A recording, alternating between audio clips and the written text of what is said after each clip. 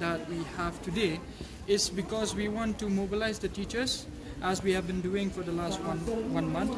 And the next thing is we want to direct the teachers what they are going to do and what they are not supposed to do during the rally.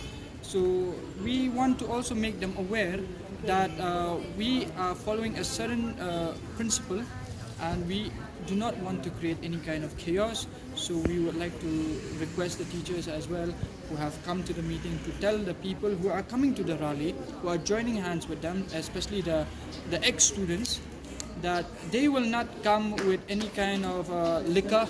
They will not come. They will come sober. They will not be drunk, and they will not create any kind of chaos. We also made it clear that FASTAM will not be responsible for individuals, be it teachers or anyone who come to the rally drunk or who create any kind of nuances. So this is a kind of a peaceful, symbolic peaceful rally. So we like to keep it that way. We want to send a message to the government, but we want to not create any kind of chaos. Because we are teachers, we need to set a good example and we need to lead from the front.